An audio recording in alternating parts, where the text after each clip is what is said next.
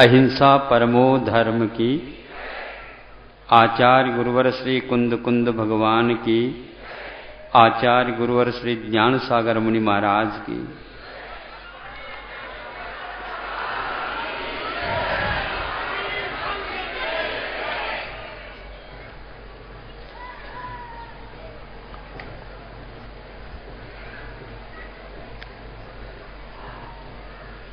आप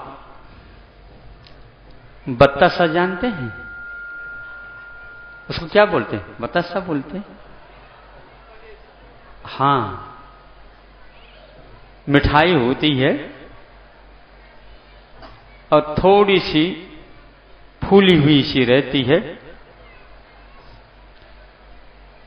और मीठी रहती है।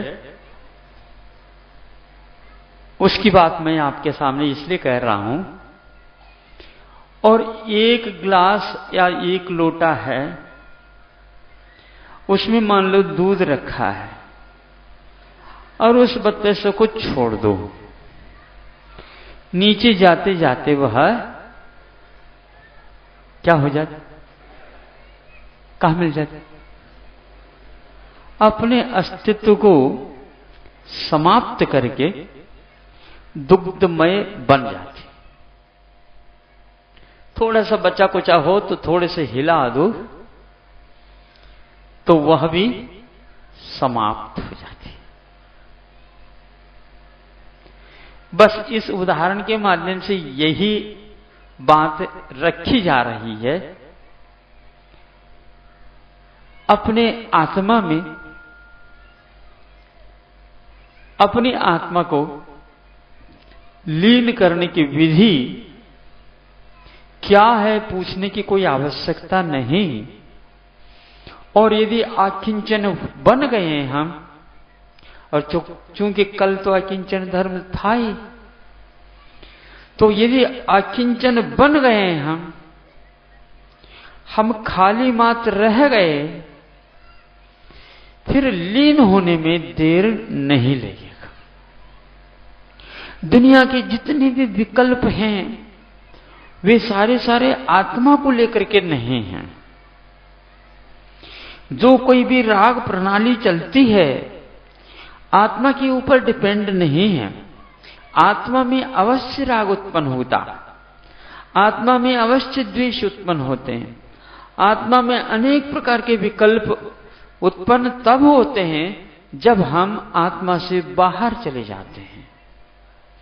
और बाहर जाने का एक ऐसा कार्यक्रम हमारा चल रहा है, कब से चल रहा है, इसको पूछने से भी हमें पूर्ण ज्ञान नहीं होता। क्योंकि जिन्हें ज्ञान है वो इतना ही कह देते हैं कि बिगनिंग लेस,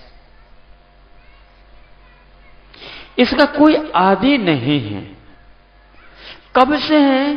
तो जब से आपका अस्तित्व है तब से आपकी दृष्टि बाहरी पदार्थों के ऊपर है और उसी को अच्छा और बुरा के रूप में स्वीकार करते हैं।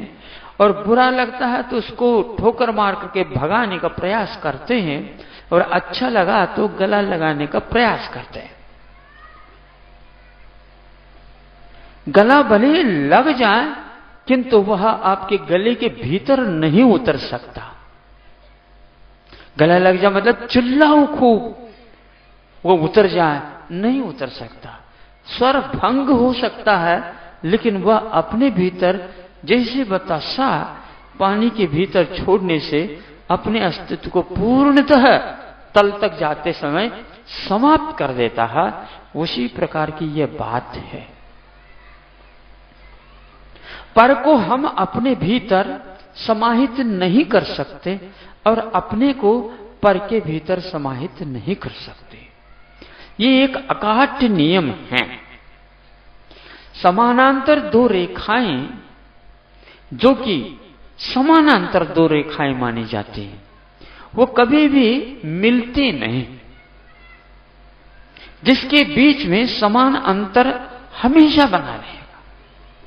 जैसे मान लो रेल की पटरी है। अब रेल की पटरी है, इधर भी एक पट्टी, इधर भी एक पट्टी है, जिसके ऊपर से ये रेल के जो पहिया वो घूमते हुए भागते चले जाते हैं। लेकिन पटरी को देखते हैं तो हजारों किलोमीटर पे चले जाएं तो भी एक दूसरे से मिलते नहीं। हां, उस रेल के पटरी के ऊपर जब गाड़ी नहीं आती उस समय देखते हैं तो आगे जाकर के जिसे मिल गई ऐसा महसूस होता अवश्य।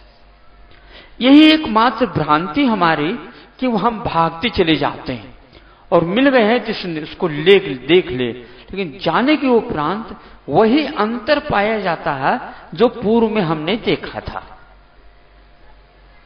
आदि से लेकर के अंत तक वे दोनों समानांतर रेखाएं मिलती नहीं हैं।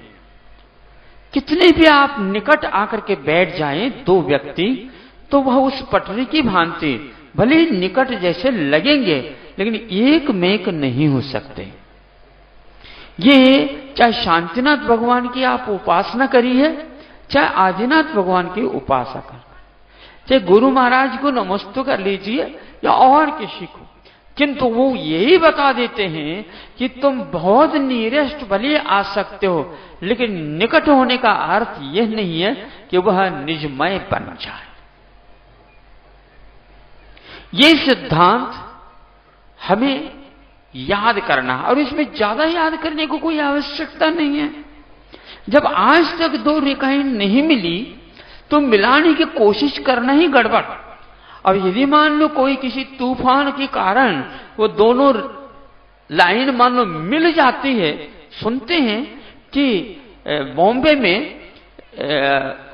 गत माह में इतनी वर्षा हो गई 24 घंटे में, और 24 घंटे में इतनी वर्षा होगी बीच में रुकी नहीं, और वह 40 इंच की वर्षा 40 इंच की 40 इंच की वर्षा 24 घंटे के भीतर हो गई, और पानी का बहाव इतनी तेजी के साथ आया, दोनों जो पटरियां हैं वो दोनों एक मिश्रण में आलिंगित होकर के रह गए। कई स्थानों पर ऐसा सुनते हैं, और टेढ़ी मेढ़ी बन गई। अब सोचिए पानी के बहाव के कारण ऐसा हुआ, लेकिन उसके ऊपर से जो दो रेखाएं दो पटरियां मिलकर के आलिंगित हो गए, उसके ऊपर से रेल चली जाएगी क्या? नहीं जा सकती। वह रास्ता नहीं, वह मार्ग नहीं। इसी प्रकार कषाय के कारण हम एक दूसरे के पदार्थों को मिलाना चाहें, तीन काल में मिल नहीं सकती, मिले जैसे लग सकते हैं। इस सिद्धांत को जब हम अपनी दृष्टि में लाते हैं, आस्था का विषय बनाते हैं, हाँ ये ठीक है, विज्ञान के युग में आस्था बाद में होती है, पहले विज्ञान काम करता है। लेकिन ये भी ध्यान रखो, विज्ञान काम करने के लिए कुछ न कुछ तो बेस चाहिए। वो हमेशा एक प्रकार से आस्था ही रहती है। ये बात अलग है कि हमारे कहने से आप नहीं मानेंगे, लेकिन वस्तु के परिणाम को बार बार देखेंगे जानेंगे तो महसूस अवश्य होता है। जैसे दूर से लगता है कि दोनों पटरियां मिल रही है, वहां पर जाकर के देखते हैं तो वो मिली हुई नजर नहीं आती, वही अंतर रहता। ऐसा लगता है कि आसमान धरती दोनों मिल रहे हैं कहीं न कहीं जाकर के, लेकिन जहां कहीं भी देखते हैं वहां पर मिलते हुए नहीं। चाहे अमेरिका जाकर के देखो या और रूस में जाकर के देखो, किसी भी लोक में जाकर के देखो, आकाश अनंतः यह सूत्र अकाट्य है और वह बहुत लंबा चौड़ा है, ये भी निश्चित है। लेकिन एक दूसरे में मिलते हुए नजर भले ही आए, लेकिन मिलते नहीं। जब मिलते नहीं हैं तो कॉमन फ्रेंडशिप होना चाहिए। कॉमन, जैसे दो पटरियों पर, इन दो पटरियों के बीच में आपने कुछ और सोचा, विचार किया? कहीं उस रेल के बहाव के या दौड़ के कारण एक दूसरे में फिसल न जाए, इसलिए बीच में या तो लोहे की राड एक पटिया या तो लकड़ी की पटिया रहती है। वो पटिया दोनों को मिलने नहीं देते और दोनों को फिसलने भी नहीं देते, ताकि ऊपर की जो रेल वह रात दिन चलने वाली रहती। बस के लिए कुछ आराम फिर भी दिया जा सकता है, ड्राइवरों को भी कुछ अवश्य आराम मिलता होगा, लेकिन रेल एक ऐसी वस्तु है जो हमेशा 24 घंटा चालू है। 3-3 उसके बारियां आ जाती हैं ड्राइवरों के या उनके काम करने वालों के, 8-8 घंटे में 8-8 घंटे में, ना मैं भूल नहीं रहा हूं तो ये भारत में क्या पता है 8-8 घंटे होता है कि 24 घंटे चलाते हैं, क्या पता 8-8 घंटे, लेकिन ओवर ड्यूटी भी तो होती रहती है। हाँ, ये तो अपनी इच्छा से होती रहती, इसका अर्थ यह है कि 24 घंटा भी करना चाहते, लेकिन ये निश्चित है कि वो दोनों मिलते नहीं, दोनों बिछुड़ ना जाए, इसलिए अवश्य उसको कनेक्टेड करके रखते हैं। जब कभी भी कोई भी हड़ताल करने वाले उसके नट बोल्ट ढीले कर देते हैं, तो उसके कारण विषय जल्दी जल्दी उन्हें ज्ञान होता है, तो पुनः उसको फिट कर देते हैं और काम चालू हो जाता है। आप लोगों को भी ऐसा ही कार्य करना चाहिए। मैं इसलिए कह रहा हूं क्योंकि बत्तसा का उदाहरण तो आपको पहले दे दिया। वो पानी में मिल तो जाता है, लेकिन पानी में मिलने के उपरांत भी पानी का स्वाद पानी का ही स्वाद रहता है, और बत्तसे का स्वाद तो बत्तसा का रूप में रहता है। वह पानी में भले घुल जाता है, लेकिन जब कभी भी छान ले, मशीन के माध्यम से पृथक कर ले, तो वह अपने आप को मीठा ही रखता है और पानी पुनः वह अपने ही स्वाद वाला रहता है। उसी प्रकार आप लोगों को संसार में रहते हुए कुछ ऐसे साधना करना चाहिए, दूसरे में मैं मिलूं यह प्रकार का श्रद्धान करना ही नहीं, क्योंकि वस्तु मिलती ही नहीं, और वह इस मिलती नहीं है, इसलिए मिलाने का प्रयास भ्रांत माना जाता है, गलत माना जाता है। किंतु आत्मा अपने आप में मिलती है क्या? नहीं, हां, अपने आप में मिलती है। दूध को नीचे से आग लगा दी, तप गया भुगुनी में से, और वह खदबद खदबद करने लगा, उसमें तरंगे उठने लगे, बाष्प उठने लगा, और नीचे से आग को निकाल दिया। धीरे धीरे खदबद बंद हो गया, बाष्प भी बंद हो गया, धीरे धीरे वह स्वस्थ होता चला जा रहा है। आप अभी ट्रीटमेंट की बात कर रहे थे कि स्वस्थ और अस्वस्थ कौन होता है, कब होता है। डॉक्टरों को इसको तो पहले ध्यान में रखना चाहिए। अस्वस्थ तब होता है बाहरी कोई तत्व उसमें आ जाता है, स्वस्थ तब होता है जब बाहरी वाला व्यक्ति बाहर चला जाता है। जो है उसको कहीं भगाना नहीं चाहिए, जो भाग करके आया है उसको बाहर निकाल देना चाहिए। बाहर निकालने से पूर्व में जिसके निमित्त से वह अस्वस्थ हुआ था दूध, उस व्यक्ति को पहले हटा दे, जो नीचे था चूल में उसको निकाल दिया। प्राय करके यही करते हैं आप लोग। क्या करते हैं? दूध जब उफान की ओर आ जाता है तो भैया क्या करो, कुछ नहीं करो, फिर नीचे से आग को हटा दो, क्योंकि उठा करके भुगोने रखते समय गिर भी सकता, हाथ जल सकते हैं, और जल भी जाए लेकिन दूध तो दोबारा तो मिल नहीं सकेगा उस दिन, इसलिए उसको वैसे को वैसे रखते हैं। नहीं है तो जल्दी जल्दी उसका जो मित्र था या उसके साथ आत्मीयता के साथ साथ रहता था, कौन था वो? जल था, और वह बाष्प के कारण उड़ गया, उसमें कारण अग्नि थी। थोड़ी सी शांति जरा छोड़ दो, वह दूध नीचे आ जाता। लेकिन पानी पानी है, दूध दूध है। इस प्रकार यदि हम समझते हैं, निश्चित रूप से हम स्वस्थ बहुत जल्दी हो जाते हैं, और हम स्वस्थ रहेंगे, दूसरे को भी हम स्वास्थ्य प्रदान कर सकते हैं। लेकिन संसार में दो बातों से लड़ाई है, या तो राग या तो द्वेष। राग के कारण एक में खोना चाहता है, और द्वेष के कारण उसको फटकारना चाहता। अरे एक वस्तु है और उसको फटकारने की क्या आवश्यकता नहीं। पर ये तत्व यदि मान लो अपने भीतर आ जाता है तो हमने स्वीकारता दी है, इसलिए तो आ जाता है। उसको हम भूल जाएं, निश्चित रूप से स्वस्थ होंगे। तो अब राग एक प्रकार से हमें अपने अस्तित्व को खोने के लिए बता देता है, और द्वेष हमारे अस्तित्व को होते हुए भी दूसरे के अस्तित्व को समाप्त करने के लिए तैयार हो जाता है। ये दो चीजें ऐसे हैं, ये राग आग दहें सदा।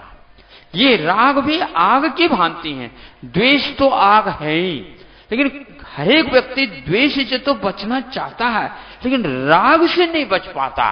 और आज का यह दिन राग से बचाने के लिए है।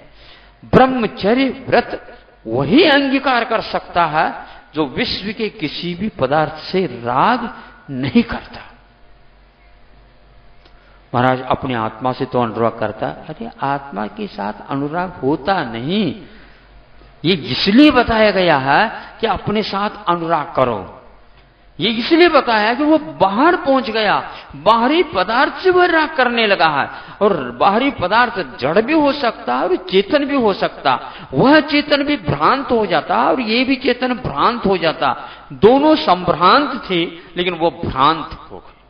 दोनों महान थे लेकिन दोनों जो है ऐसे भ्रांति में अटक जाते हैं, इसको भूलना बहुत कठिन होता।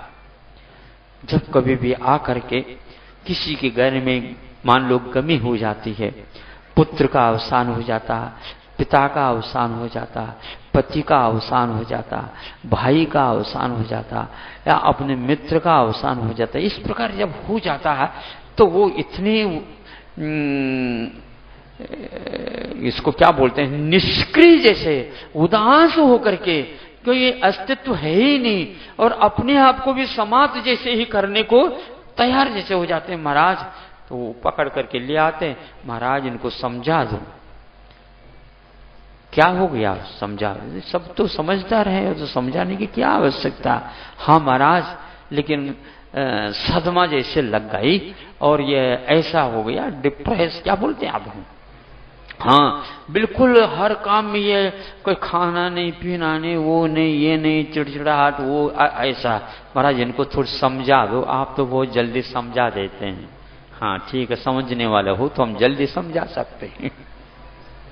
क्या हो गया, तो ऐसा ऐसा हुआ, 2 महीने हुए, 3 महीने हुए, 4 महीने हो गए, लेकिन खाना भी नहीं, पीना भी नहीं, सोना भी नहीं, उठना नहीं, बैठना नहीं, बोलना नहीं, कुछ भी नहीं, जैसे बिल्कुल ही मुनि महाराज बनने को हो या आर्यिका बनने को हो, ऐसा हो गया। न आर्यिका बन पा रहे और न मुनि बन पा रहे। आप समझा सकते हैं महाराज। तो हमने कभी आ जाते हैं तो यही मंत्र दे देता, सुनो, जिनके वियोग में तुम्हें इतना दुख हो रहा, होता दुख है, स्वाभाविक है, इतना एक मेघ था इसलिए वियोग होने से दुख होता। ये बात बताओ, जो तुम्हें छोड़ करके गया है, एक आध बार आया हो, तुम मेरे वजह से दुखी बहुत हो गए हो और दुख करना छोड़ दो, क्योंकि मैं जहां गया हूं वहां पर बहुत स्वस्थ हूं, पहले की अपेक्षा से करोड़ों गुना स्वस्थ हूं।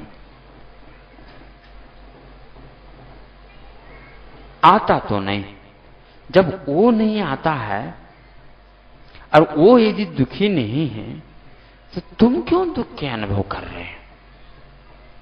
लेकिन फिर भी महाराज, तो फिर भी महाराज क्या मतलब होता है, वस्तु को समझने का प्रयास करो। वो कहीं दूर थोड़ी गया है। यदि मान लो अपने घर में आकर के और जन्म लेने की तैयारी कर रहा हो तो करते भी है, पुराण ग्रंथों में ऐसा होता है। पहले पुत्र के रूप में था, अब और किसी रूप में आएगा, लेकिन हम इस बात को नहीं समझ पाते। राग वस्तुतः क्या है इसकी मीमांसा करना चाहिए, उसकी परीक्षा करना चाहिए, और उससे लाभ क्या और हानि क्या यह समझना चाहिए। वस्तु स्वरूप समझने के अभाव में ही ये सारी बातें हो रही। हम महाराज उपदेश तो दे सकते हम भी, लेकिन जब यह व्यतीत होता है, अपने ऊपर आता है, तो अपने ऊपर क्या आता है ये तो बताओ। आप कौन हैं और अपने ऊपर कौन आता है? अपने ऊपर क्या भूत लाता है क्या? ऐसा कुछ नहीं, हम समझ लेते हैं। न ही हमारे अस्तित्व के कारण उसका अस्तित्व है, न ही उसके कुछ स्थानांतर होने के कारण इसमें कोई गड़बड़ी आने वाली है।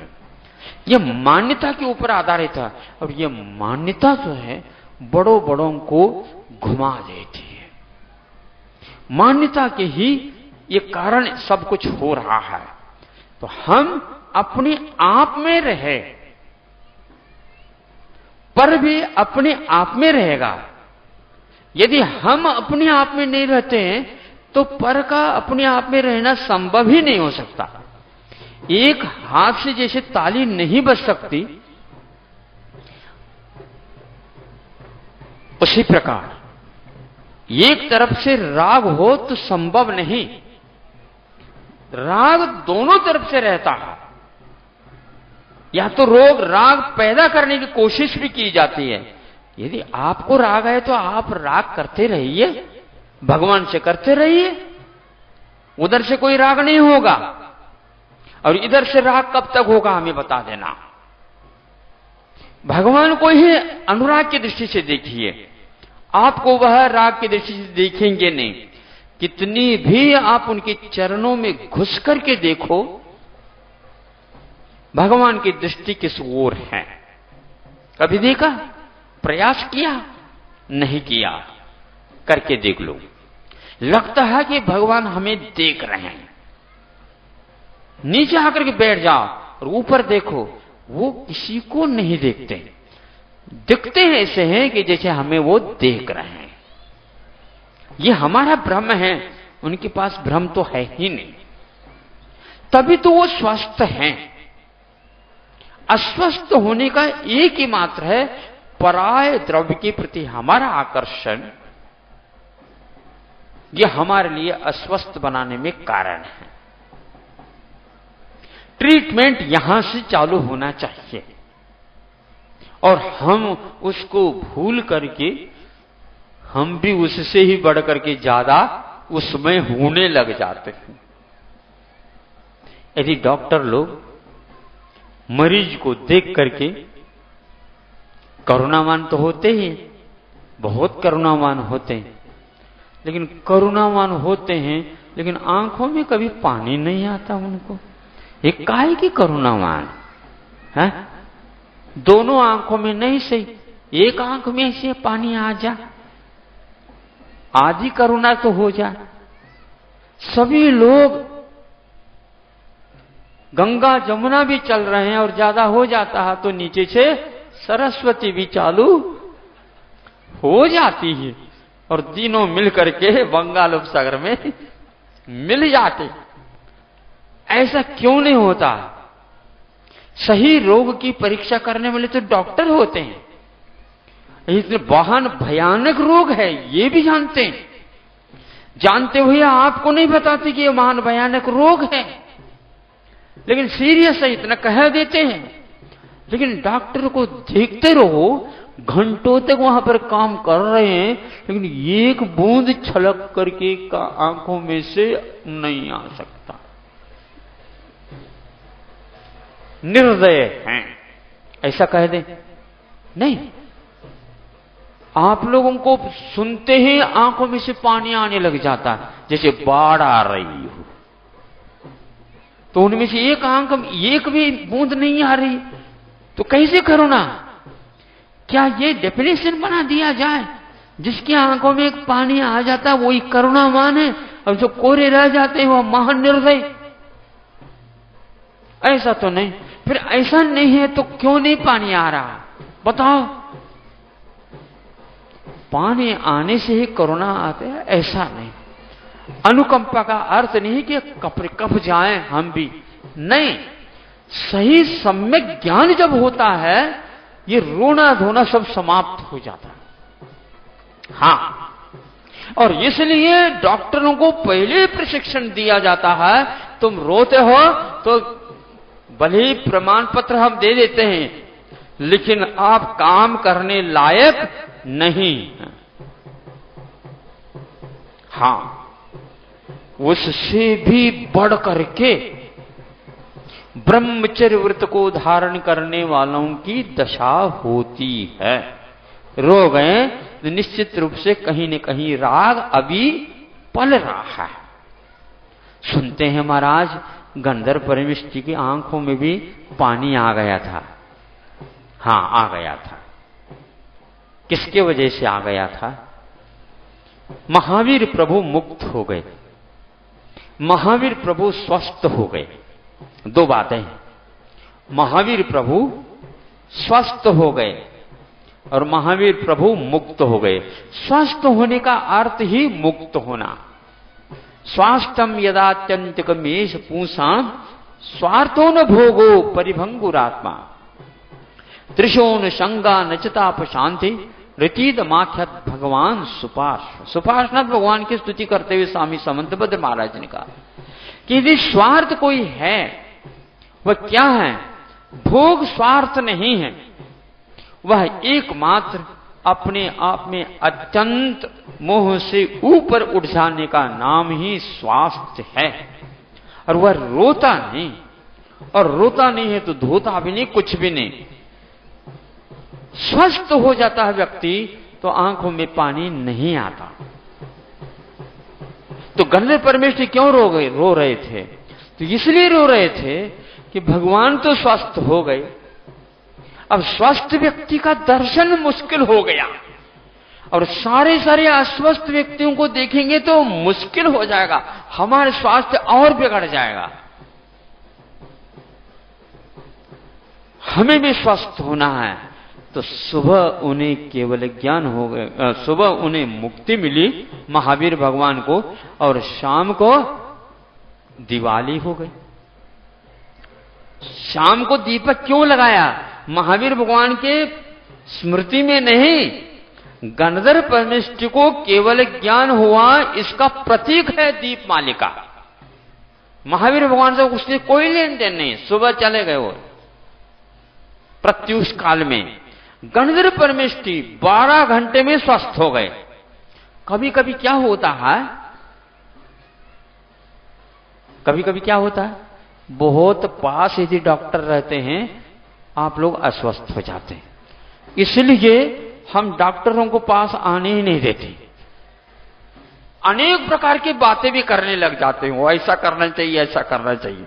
उपदेश देने से केवल ज्ञान उत्पन्न नहीं होगा, इसलिए गंधर्व परमेष्ठी को सुबह उपदेश बंद हो गया और वो तो केवल ज्ञान को प्राप्त हो गए, तो ये जो है मुक्ति को प्राप्त हो गए। अब ये शाम तक जो है 12 घंटे के भीतर ये स्वस्थ हो गए। पहले भगवान से राग था, अब राग की वस्तु हट गई नहीं, अब वो उनको तो हटा नहीं सकते। गंधर्व परमेष्ठी पद को छोड़ करके वो स्वयं साधना करते कर नहीं सकते, उनकी मुक्ति होगी तो इनके लिए भी उस पद से मुक्ति मिलेगी। ये प्रभु के प्रति राग था। 12 घंटा हुआ ही नहीं, स्वस्थ हो गए। स्वास्थ्य का प्रतीक रागातीत होता, और राग अस्वस्थ प्रणाली है। हां, संसार में द्वेष को एक प्रकार से निकृष्ट मानते हैं, लेकिन सिद्धांत में राग को भयानक और मानते हैं। राग चिपकाने वाला है। 2 प्रकार के बिजली होते, करंट है 2 प्रकार के होते, डीसी एसी। एसी डीसी कौन सी पकड़ती है? डीसी पकड़ती बताते हैं, और एसी जो है झटका देती है, झटका देना। जो झटका देता है वह द्वेष है, वो फेंक देगा आपको, आप बच सकते हैं। लेकिन ग्रेस्प कर दें, पकड़ ले, तो आपको जब तक सत्व रहेगा तब तक वो पकड़ेगी करंट, अब जब सत्व बिल्कुल निचोड़ हो जाएगी फिर वो छोड़ देगी। राग की दशा यही है। हां, आप अपने में आ जाएं, जो बाहर गए थे अपने में आ जाएं तो शांति पाएंगे, और यदि बाहर जाएंगे तो अशांति का अनुभव अवश्य करेंगे। दूध अग्नि के कारण उफान लेता है और उस अग्नि को बाहर निकाल करके एक थोड़ी सी धारा छोड़ देते हैं, 3-4 बूंद में भी वह शांत नीचे की ओर हो जाता है। अपने स्वभाव की ओर हम देखते हैं, आ जाते हैं तो हमें शांति मिलती है, और दूसरे के स्वभाव की ओर भी हम चले जाते हैं तो उसमें अवश्य हमें अपने स्थान को छोड़ करके बाहर जाना आवश्यक हो जाता है। एक महाराज श्री के मुख से छोटी सी कथा सुनी थी, वह निश्चित बात है ये हुई, उनका नाम भी उन्होंने लिया था, और यह भारत की घटना है। ये एक संत जी जा रहे हैं, रास्ते से संत जी जा रहे हैं।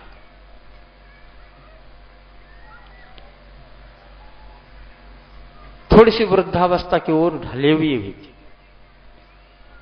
जाते जाते जाते जाते जा रहे हैं तो वहां पर थोड़ी सी पड़ोस में एक सरोवर था, घाट बने हुए थे, और उसमें कुछ कन्याएं, महिलाएं स्नान कर रही थी। उनको देख करके जल्दी जल्दी उन्होंने अपने अंग पर वस्त्र वगैरह ले लिए और मर्यादा बना ली। 5-1 मिनट के उपरांत एक युवा, और वह भी संत था, वह वहां से गुजर रहा है। उस समय वो कन्याएं किसी भी प्रकार से विचलित न होकर के अपने कार्य में रह गए। इस दृश्य को देख करके जो पहले संत जी गए थे, उन्होंने सोचा ये क्या मामला है, मैं तो बड़ा हूं और हमारे पास लंगोट भी है या और कुछ मान लो नहीं भी है, लेकिन हमारा जो पुत्र है वो जवान है, और उसके पास आने से इन लोगों ने कोई भी एक्शन नहीं ली, वस्त्र वगैरह का कुछ सामान नहीं, और मेरे से क्यों? अब सोचने की बात है, क्यों?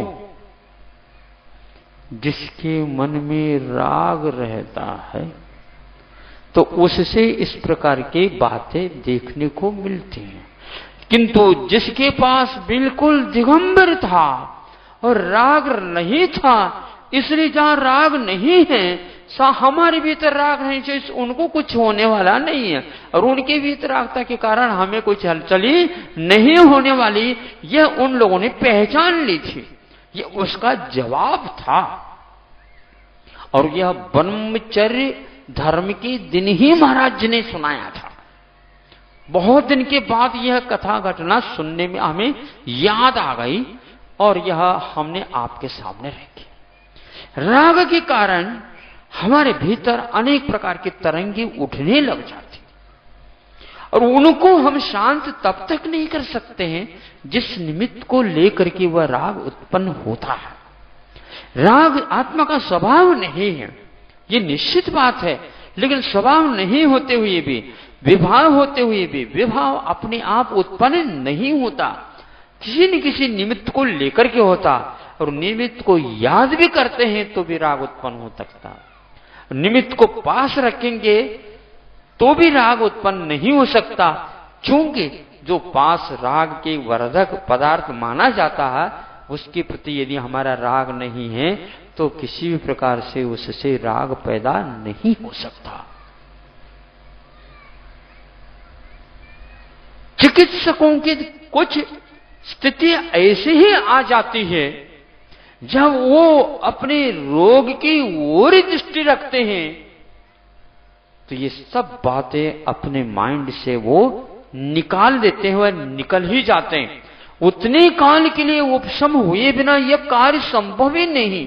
4-4 घंटे तक शल्य चिकित्सा चलती है, और उस समय वो इस ढंग से काम करते रहते हैं कि दूसरी कोई चीज, खाना पीना तो बहुत दूर की बात है, बाहर क्या हो रहा है ये पता नहीं, और अड़ोस पड़ोस में कौन है ये पता नहीं, टाइम बंधा हुआ रहता है, इतने समय के उपरांत ये औजार, ये वस्त्र, ये देना हाथ में लेकर के खड़े रहते हैं। एक डॉक्टर नहीं, डॉक्टरों की मंडली के साथ एक चिकित्सा होती रहती, शल्य चिकित्सा। किसी की भी दृष्टि किसी और नहीं, और एकमात्र निश्चल्य कर देते हैं। निश्चल्य होने के बाद ही यह शस्त्र उन जो विकृतियों को काट पीट करके, ठीक करके और उसको शीशा करके ठीक कर दिया जाता है, और उसको कह दिया जाता है 3-4 दिन की बात है, तुम चल फिर सकते हो। पेट के भीतर से जो चीज है उसको बाहर ला करके रख देते हैं, घंटों तक वो काम किया जाता। हार्ट जिसको बोलते हैं उसको भी बाहर निकाल देता, काम कर लेते हैं। और जैसे मोटर गाड़ियां बाईपास से भागती रहती हैं, उसी प्रकार उसको बाहर निकाल करके बाईपास रख। जिसने बाईपास करवा ली है उनको जाकर के पूछ लेना, सभा में कई मिलेंगे आपको। लेकिन ये बात अवश्य है, जिसके बाईपास सर्जरी होती है उस व्यक्ति को ये देखने नहीं देते। क्यों? इसलिए नहीं देखने देते, वो हार्ट फेल बाद में होने से पहले ही हो जाएगा। ये तो बिल्कुल बाहर ही आ गया। कई लोगों को मान लो कुछ ठोकर लग गया, ठोकर तो लगा था इतना तो ज्ञान है, लेकिन 10-20 कदम जाने के उपरांत जब खून बहता हुआ देखने में आ जाता, अरे ये क्या हो गया, चक्कर आ गए, धड़ाम से गिर गए। जबकि पहले से छटाक पर जो है ज्यादा निकल चुका था खून, कुछ नहीं हुआ। क्योंकि डोंट माइंड इट कहा है। माइंड में राग है और माइंड में द्वेष है, माइंड में भ्रांतियां आ जाती। यदि माइंड को थोड़ा सा अलहदा कर दे बहुत अच्छा, इसलिए ध्यान के समय पर डोंट माइंड इट ही कर दिया जाता है। मां चिंत हमारे यहां कहा गया, और शल्य चिकित्सा करने वालों को कहते हैं डोंट माइंड इट। वह वैरी भी हो तो वैरी नहीं, वह केवल रोगी है, और रोगी की बात नहीं सुनेंगे हम, केवल रोग को ठीक करेंगे। और आप लोग रोग को ठीक करते करते रोगी को ठीक करना चाहते हैं, गड़बड़ी यहां पर हो जाती। रोग को ठीक करना चाहिए, राग को ठीक करना चाहें तो राग बहुत जल्दी ठीक हो जाए, लेकिन राग अपने आप में नहीं रहता, रागी के कारण राग रहता है। यहां दुविधा हो जाती। हमें आपको ठीक नहीं करना है, आपकी विकृति को ठीक करना। डॉक्टर लोग ये यदि एम बना लेते हैं बहुत जल्दी सफल हो जाएंगे। इस रोगी से मुझे क्या मिलेगा ये सोचेंगे, इस रोगी से क्या मिलेगा, रोग मिलेगा आपको। हाँ नहीं, इसकी मैं चिकित्सा करूंगा, इस रोगी से मुझे क्या मिलेगा। अरे क्या मिलेगा, ये निरोग हो जाएगा। निरोग होने के उपरांत वो बहुत कुछ आपके लिए सद्भाव पाएगा। नहीं, हमारे लिए धन मिलना चाहिए बस। यदि डॉक्टर के माइंड में धन आ गया तो फिर ऑपरेशन के बीच में भी वह धन इसको हिलाना प्रारंभ कर देगा। क्या पता 2 घंटे से तो ऑपरेशन कर रहा हूं, फिर इसके उपरांत जो यह कुछ नहीं देगा तो क्या होगा, पहले से बाउंड बना दो, इतना देना होगा, इतना देना होगा, इतना देना। हाँ हम दे देंगे, तो निश्चिंत होकर करते। देखो निश्चिंतता के लिए धन की यदि मान लो निश्चितता हो जाती है तो हो जाता, लेकिन फिर भी लोभ ज्यादा बढ़ गया तो अरे भैया यदि मान लो 1 लाख कह देता तो अच्छा था, लेकिन 25,000 में हाँ कह दिया आपने, तो ये भी दिन बीच में तरंग आ जाते माइंड में, तो भी गड़बड़। वह शास्त्र चल ही नहीं सकता। निश्चिंत निर्विकल्प होकर के करते रहते। निर्विकल्प होकर के करने का अर्थ ये है, घड़ी की कांटा जो है खूब दौड़ रहे होते, लेकिन उस तरफ दृष्टि नहीं रहती। श्वास लेना भी उनके लिए एक प्रकार से, श्वास लेने के लिए भी फुर्सत नहीं रहती। इस ढंग से काम किया जाता है, फिर जाकर के बैठ जाते हैं। फिर जो कुछ भी करना वो कर ले, लेकिन जब तक वह अधूरा रहता है तब तक उसको काम पहले प्लानिंग में रख देते हैं कि कितना घंटा लेने वाला है। 2 घंटे के स्थान पर 3 घंटा भी लग सकता है। इस मार्जिन को लेकर के काम करते हैं। बीच में कोई न भोजन है, न चाय है, न पानी है, न नाश्ता है, न मनोरंजन है, न बातचीत है, न रेडियो सुनना है, न टेलीफोन लगाना, कोई कुछ भी नहीं। पहले से कट ऑफ कर दिया जाता है। भीतर वाले भीतर, बाहर वाले बाहर, कोई भी बोलेगा नहीं, कोई कुछ नहीं होगा। तब यह कार्य होता है। और आप लोग यहां पर बैठे हैं, बैठे तो हैं, लेकिन क्या क्या सोच रहे हैं क्या पता है।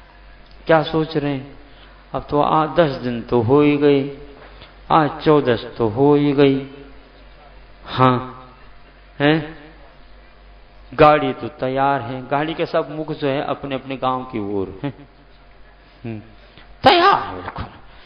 आज यह सुविधा हो गई कि जहां जाना है टिकट तो लिया जाता है, लेकिन आने की टिकट पहले लिया जाता है, बता दें। हाँ, ये अभी तक पहले ऐसा नहीं होता था। ये विज्ञान के युग में ऐसा हो गया, जाने के लिए तो टिकट लगता ही, लेकिन पहले से ही वहां से लौटने की भी टिकट लेकर के आ जाते। संभव है कि दिल्ली जाने वाले दिल्ली के लौटने के भी टिकट लेकर के आ गए हो, ऐसा ही है ना, वैसे ही आते हैं। हाँ, इसीलिए आप निश्चिंत होकर के नहीं आते। महाराज इसके बिना तो टिकट मिल ही नहीं सकता, एकदम जाकर के टिकट नहीं खरीद सकते। इतनी व्यस्तता हो गई, इसलिए तो ऐसा हो गया। इस व्यस्तता जीवन में हम ब्रह्मचर्य व्रत की बात कहें, एक बात एकत्व की बात कहें और अन्यत्व की बात कहें, ये कैसे दिमाग में उतर सकती है?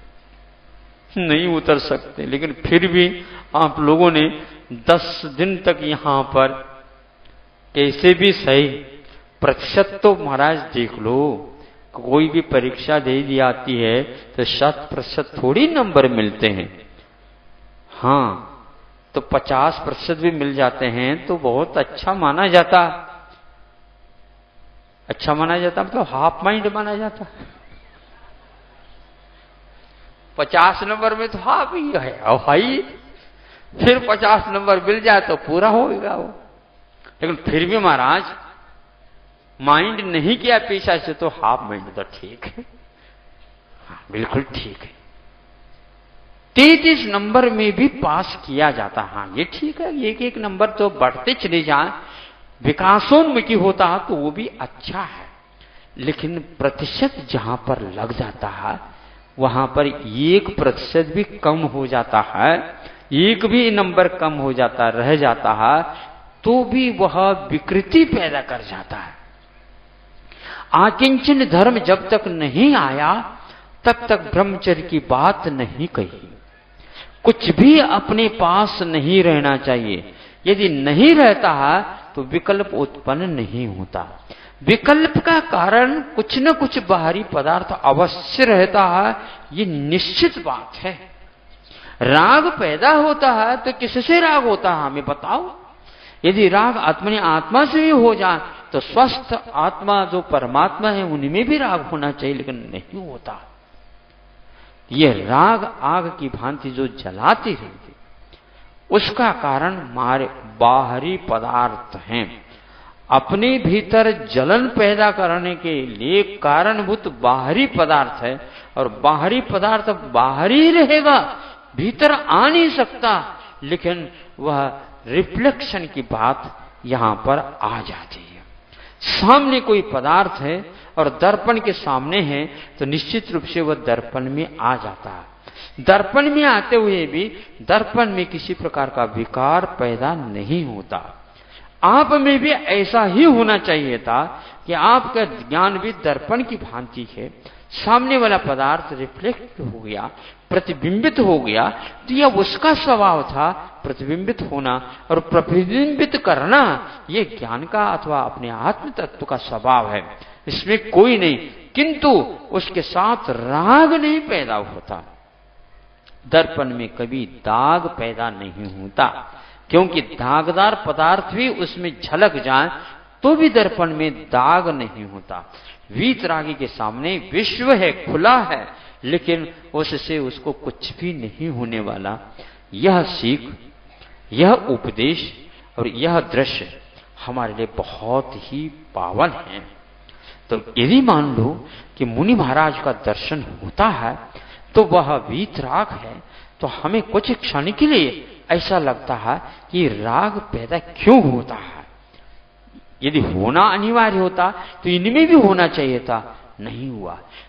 जब यह बात समझ में आई कि नहीं, इनके पास वीतरागता थी, छोटा भले ही जवान भले है, वीतरागता होने के कारण उन कन्याओं के ऊपर कोई प्रभाव नहीं पड़ा, और मेरे भीतर राग होने के कारण उनके ऊपर प्रभाव पड़ा था, इसलिए उन्होंने अपने आप को संभालने का पुरुषार्थ किया था। अपने भीतर सृष्टि है और अपने भीतर ही दृष्टि है। दृष्टि जैसे रखते हैं उसी के अनुसार सृष्टि दिखती रहती है। सृष्टि को संभालने की आवश्यकता नहीं, किंतु मात्र अपनी दृष्टि को संभालने की आवश्यकता है। यदि दृष्टि में विकृति आने की संभावना भी है तो आप नीचे देखते चले जाइए। किसी भी प्रकार से अपने आप पदार्थ अपने आंखों में नहीं आ सकते। अचेतन मिदम दृश्य मदृश्यम चेतनम तथा क्वरुष्यामि क्वतुष्यामि माध्यस्थो हम भवाम्यथ। आचार्य पूज्यपाद देव ने ये कहा, यह दृश्य जो कुछ भी दिख रहा है वह अचेतन है। ये थोड़ी सी भेद विज्ञान आप क्या करो, या क्या कह रहे हैं महाराज, जो जो दिख रहा है वह अचेतन है, ये श्रद्धा में लाओ। अपने सम्यक ज्ञान को थोड़ी सी सावधान बना दीजिए।